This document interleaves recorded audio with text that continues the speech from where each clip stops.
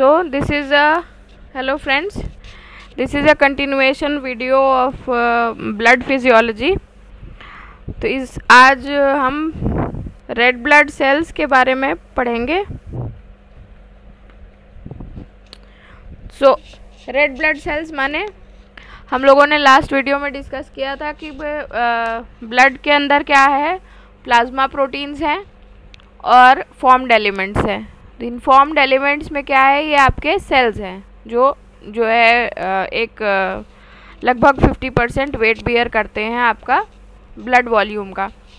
तो इसमें सेल्स के अंदर फर्स्टली एरिथ्रोसाइट्स या रेड ब्लड सेल्स होते हैं. Red blood cells peripheral blood smear में ये रेड अपीयर होते हैं, इसीलिए रेड ब्लड सेल्स नाम है. ये रेड कलर क्यों है, ये है इसके लिए क्योंकि इसमें हीमोग्लोबिन पिगमेंट है. इसकी बाइंडिंग वगैरह ये नेक्स्ट उसमें पढ़ाऊंगी. रेड कलर इसलिए है क्योंकि इसमें हीमोग्लोबिन पिगमेंट है जो कि 90% वेट ले लेता है एक नॉर्मल रेड ब्लड सेल का. और ये भी नोट करने की चीज़ है कि स्टेन्ड सेल्स में जो पेरिफेरी है वो डार्कर स्टेन लेता है और सेंटर जो है वो लाइट रहता है. तो सेंटर लाइट इसका भी एक रीज़न है. क्यों सेंटर लाइट इसलिए रहता है क्योंकि ये स्ट्रक्चर इसका जो है ये सर्कुलर है और ये नॉन न्यूक्लिएटेड है और ये बाई कॉन्केव डिस्क का शेप है. मतलब अगर हम कट सेक्शन देखेंगे तो ये एक डम्बल शेप दिखता है. और अगर आप 2D देखेंगे तो 2D में क्या है, ये 2D में जो है ये स्फीयर दिखेगा और जिसके की पेरिफेरी डार्क स्टेन लेगा और सेंटर जो है वो लाइटली स्टेन्ड होगा. कभी कभी क्या है, ये ऐसे ही हैलो शेप्ड या डोनट शेप के सेल भी दिखते हैं क्योंकि जो है जब हमारी मेन कॉर्पस्कुलर वॉल्यूम कम हो जाएगी तो सेल के अंदर जो है ब्लड वॉल्यूम कम रहेगी. एक पर्टिकुलर आरबीसी के अंदर ब्लड वॉल्यूम कम रहेगी जिसके कारण ये डोनट सेल मिलता है, डोनट के शेप का सेल मिलता है. तो अब इस स्ट्रक्चर का देखिए, ये हमारा आरबीसी एक बहुत वाइटल स्ट्रक्चर है. इसी का काम है कि ये ऑक्सीजन को ले जाएगा, न्यूट्रिएंट्स को ले जाएगा to different parts of the body. तो इसलिए क्या है कि इसको बहुत ही प्रोटेक्टेड बनाया गया है. तो इसका जो ये बायोकॉन्केव डिस्क शेप है ये किस लिए बेनिफिशियल है कि इसकी वजह से सरफेस एरिया जो है रेड सेल्स की वो काफ़ी गुना बढ़ जाती है. ठीक है, इसका शेप, इस शेप का फ़ायदा क्या है आगे हम लोग इस वीडियो में देखेंगे.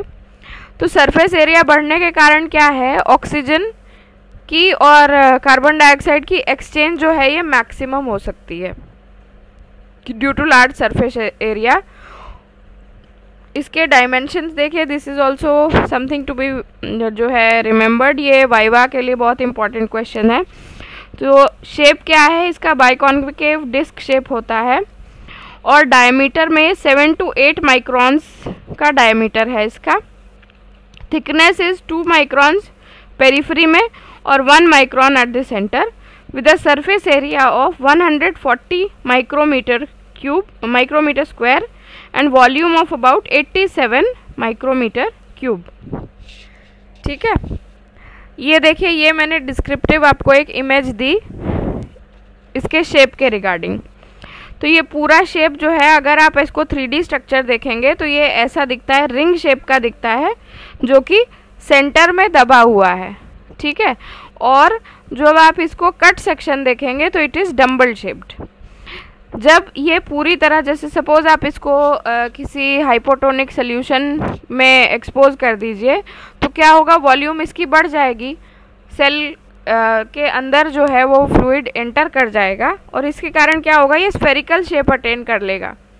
तो जब ये स्फेरिकल हो जाता है तब इसकी वॉल्यूम 90 फेम्टोलीटर्स हो जाती है. This is how it appears when you see from the top. और साइड से ये ऐसी दिखेगी, देखिए. ठीक है, तो अब इसका बाइकॉन्केविटी के एडवांटेजेस देखिए. This is something very important and you should know क्योंकि ये इसका रिगार्डिंग बहुत ही ज़्यादा इम्पॉर्टेंट है. अगर बाइकॉन्केविटी नहीं होती तो क्या हो जाता, देखिए. तो आपने हाइपोटोनिक सोल्यूशन में आरबीसी को एक्सपोज कर दिया तो क्या होगा, सेल की स्वेलिंग होगी। तो नॉर्मल जो स्फेरिकल शेप सेल है वो तुरंत बर्स्ट कर जाते हैं हाइपोटोनिक सोल्यूशन के एक्सपोजर से। लेकिन इसमें क्या होगा, इसमें पहले सेल स्वेल करेगा, उसके बाद क्या है, जब इसका बर्स्ट होने का जो ये प्रोसेस है ये एक बहुत लेट इवेंट है। क्यों? क्योंकि ये बाइकॉनकेव शेप से पहले स्फेरिकल शेप में आएगा। जब तक ये स्फेरिकल शेप में आएगा तब तक इसकी जो है मेम्ब्रेन कमज़ोर नहीं पड़ेगी। तो इसलिए बर्स्टिंग जो है ये बहुत ही लेट फिनोमेनन होगा। तो ये सेल्स की डैमेज जो है मैक्सिमम प्रिवेंट करेगा। उसके बाद क्या है कि सरफेस एरिया इंक्रीज हो जा रही है, जिसके कारण गैसियस एक्सचेंज के लिए ज़्यादा स्पेस मिल रही है। तीसरा बाइकॉनकेविटी का फ़ायदा ये है कि ये फोल्डिंग हो जाती है इसकी, क्योंकि ये बीच से पतला है और किनारे से मोटा है, तो ये क्या हो जाता है, ये फोल्ड हो जाता है। तो अगर आर्टरीज और वेन्स में तो इसको जगह मिलती है, लेकिन कैपिलरीज, मैंने अपने प्रीवियस वीडियोस में बताया है आपको कैपिलरीज के बारे में। कैपिलरीज क्या होती है, जिसमें सिंगल लेयर ऑफ सेल्स पास हो सकती हैं। कैपिलरीज कहीं से भी जो है वो बहुत ही फ्लेक्सिबल स्ट्रक्चर है, तो कहीं से भी मुड़ जाता है।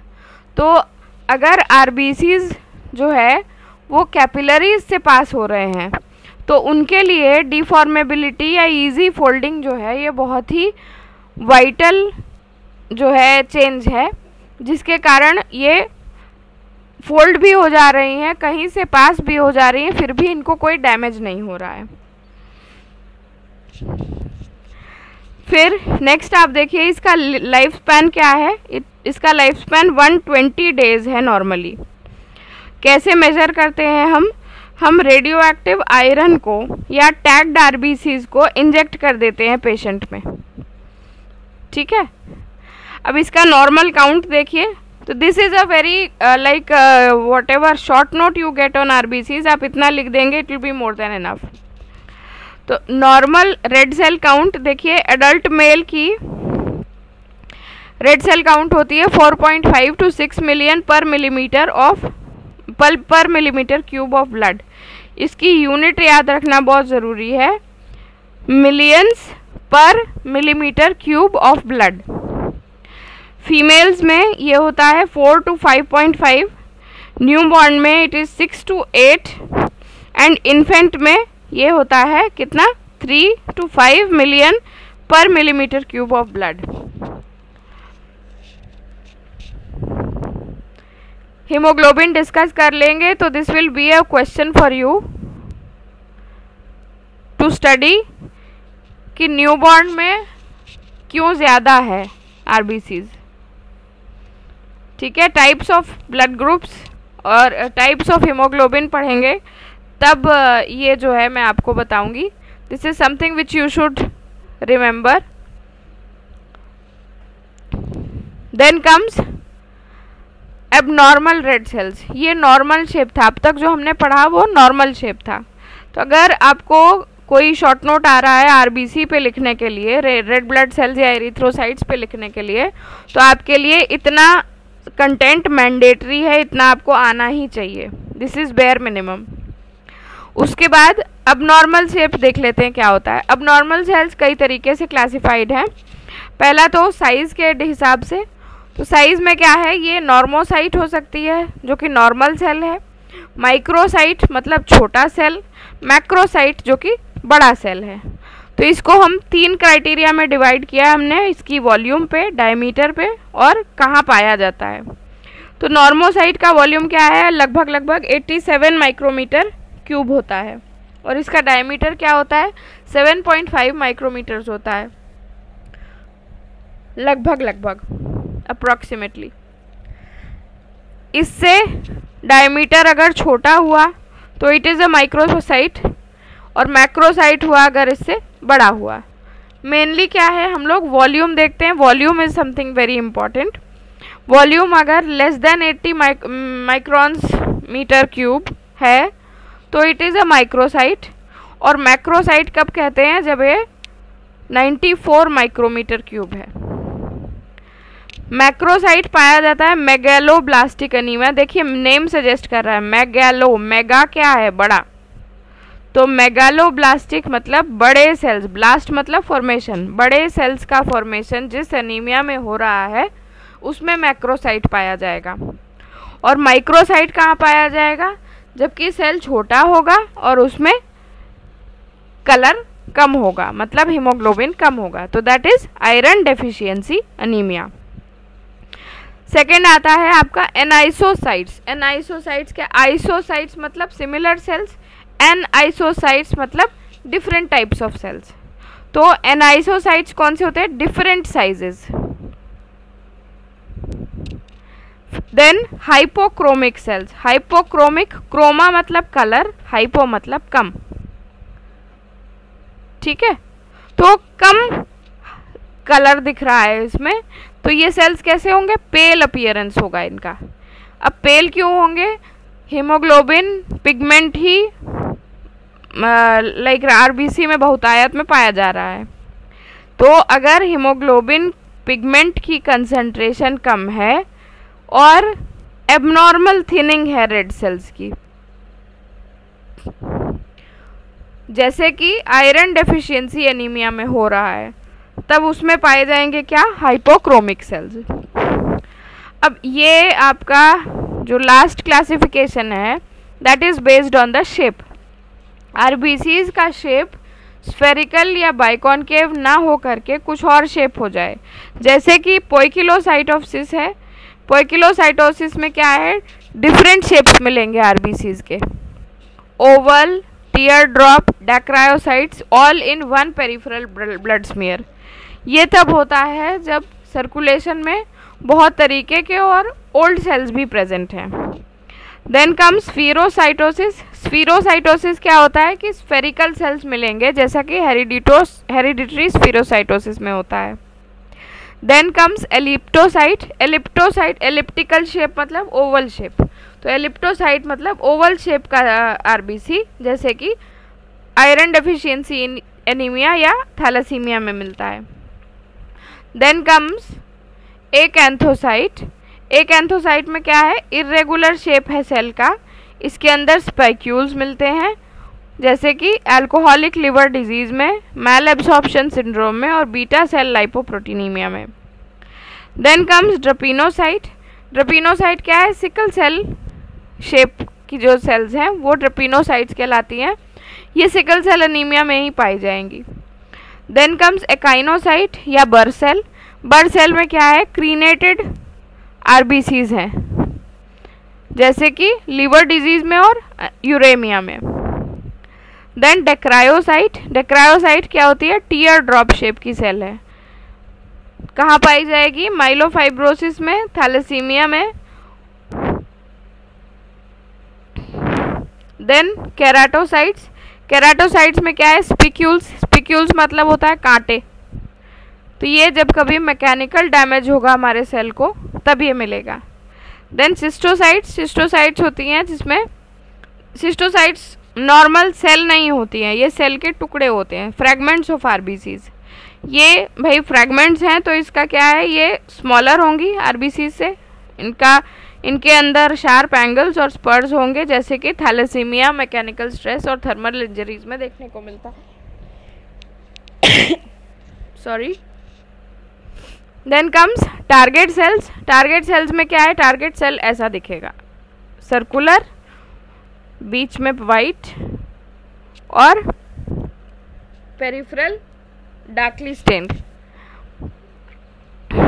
सॉरी, टारगेट सेल में डीपली स्टेन्ड न्यूक्लियस है, as in chronic liver disease and obstructive jaundice and IDA। Target cell central pallor, periphery dark.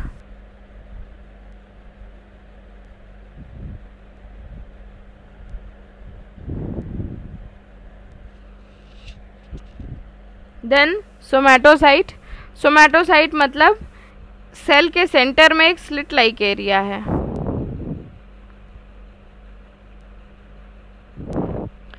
Slit like area है, जैसे कि लिवर डिजीज़ में, हीमोलिटिक एनीमिया में और अल्कोहलिज्म में मिलता है। Then basophilic stippling. स्टिपलिंग का क्या मतलब? स्टिपलिंग का मतलब सर्कुलर सेल्स स्कैटर्ड दिखे। मतलब कि ये सेल कैसी दिखेगी, सपोज ये बाउंड्री हो गई और इसके अंदर बेसोफिलिक स्टिपलिंग में क्या दिखेगा, ब्लूइश पर्पल कलर के सेल्स जो हैं ये आपको ऐसे मिलेंगे इस पूरे सेल में स्कैटर्ड। ये कब मिलता है हमको? जब हम किसी लेड पॉइजनिंग के पेशेंट का पेरिफेरल ब्लड स्मीयर बनाते हैं। This is called basophilic stippling. Lead poisoning में, थैलेसीमिया में, मेगेलोब्लास्टिक एनीमियाज में ये मिलता है। So this is a diagram. देखिए इसमें मैंने आपको नॉर्मली सारे सेल्स का डायग्राम बताया है। टीयर ड्रॉप टारगेट सेल देखिए ऐसा दिख रहा है। एलिप्टोसाइट ओवल शेप का है। माइक्रोसाइट नॉर्मल साइज से कम है और प्लस इसके अंदर कलर भी कम है नॉर्मल आरबीसी से। मैक्रोसाइट के अंदर उसकी वॉल्यूम बढ़ जाती है, मोर देन 94 माइक्रोमीटर्स क्यूब। एक एंथोसाइट में स्पाइक्यूल्स हैं और स्फीरोसाइट जो है वो पूरी बाइकॉनकेव ना रह करके स्फेरिकल शेप हो गया है। तो this is all about RBC. Next we'll see इसकी फॉर्मेशन कैसे हो रही है, सिंथेसिस कैसे हो रही है और डिस्ट्रक्शन कैसे हो रहा है।